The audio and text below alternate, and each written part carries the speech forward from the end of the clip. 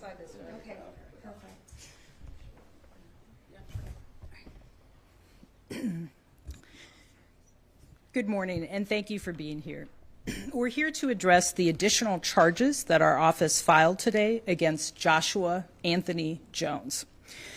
Before talking about these charges, I want to express my condolences to the loved ones of Roland Little and Robert Brown, and to the other victims of Mr. Jones' actions.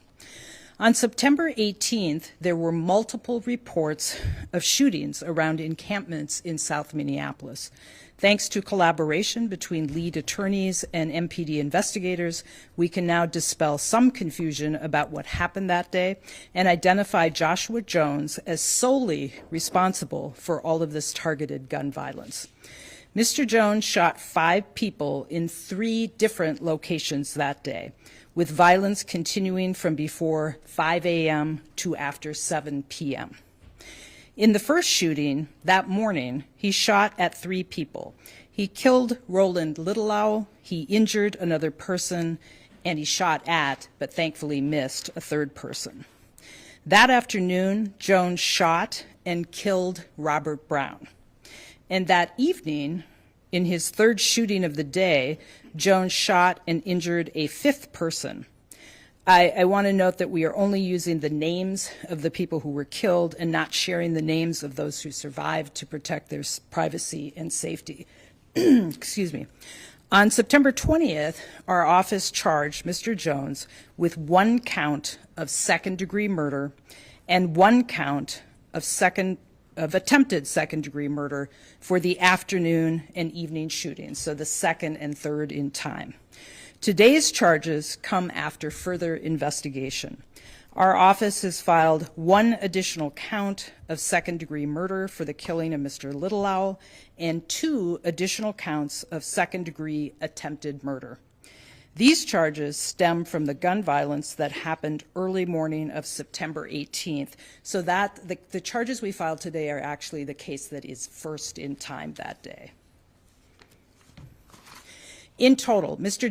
Jones now faces 2 counts of 2nd-degree murder, 3 counts of attempted 2nd-degree murder, and 3 counts of illegal firearms possession from the shootings all on September 18th.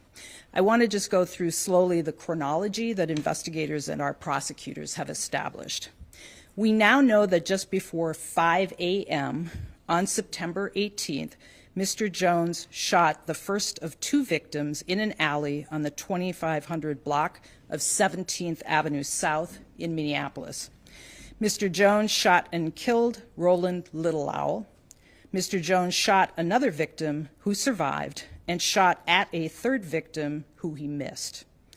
At 4:21 p.m., officers responded to a 2nd shooting scene on the 2500 block of Bloomington Avenue in Minneapolis. There, Mr. Jones shot and killed Robert Brown. At 7:19 p.m., officers responded to a 3rd location near the intersection of 24th Street and 18th Avenue South in Minneapolis. Mr. Jones approached a 5th victim, shot at him, and missed. The victim fled, and Jones chased him and kept shooting him, hitting him in the shoulder.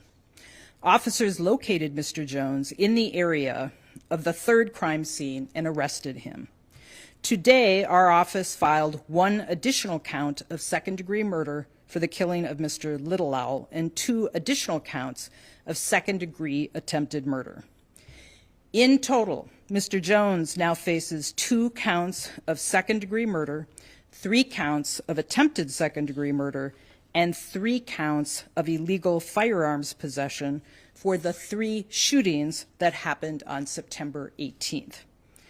Additionally, Mr. Jones faces 1 count of 2nd-degree assault for a shooting that happened on March 18th of this year near a light rail station in South Minneapolis.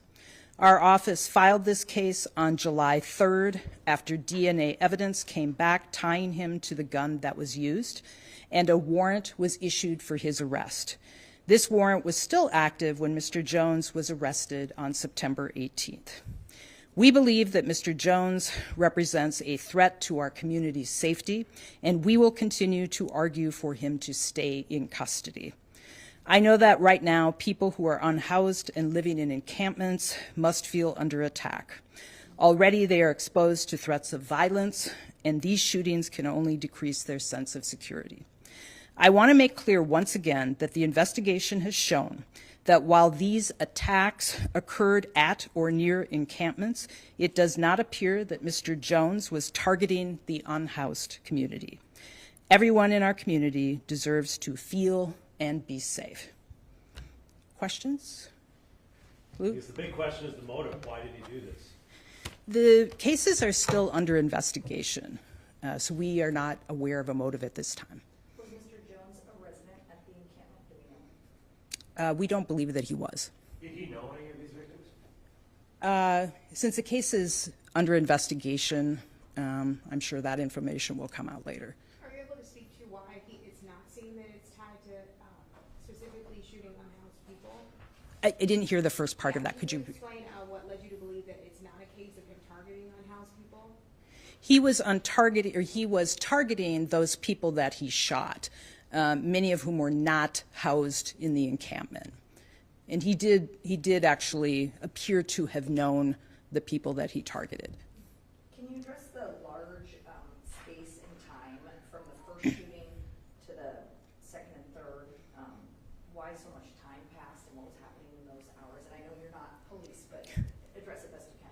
I am not, and I know that Josh Larson, who's behind me right here, is the prosecutor in charge of these cases. He continues to work with MPD to develop all of those details. Can you clarify, were some of the victims residents of the encampment and some weren't, or how many were? Do we know this? I don't believe that most of them were. A lot of the neighbors in the days after the shooting had expressed concerns about safety in and around the encampment, especially considering the U.S. Supreme Court decision recently giving local authorities the authority to arrest and cite. If Minneapolis Police or the Hennepin County Sheriff's Office did choose to break up these encampments and arrest people in these unsafe encampments, would you support citing or charging individuals in those encampments? Well, first of all, being unhoused is not a crime. It is not a crime, the act of being unhoused. I certainly support Hennepin County's approach, which is housing first. I think they have a very effective and proven method and humanitarian approach to working with people who are unhoused. Now that these 3 incidents are charged, and there was one prior one that's charged, is he still a suspect in any outstanding cases? I'm sure that investigators are looking at that right now. And I don't know the answer to that, but I'm sure, as in any investigation, they are looking at the weapon, looking at ballistics to see whether he is responsible for any other violence in our community. Thank you.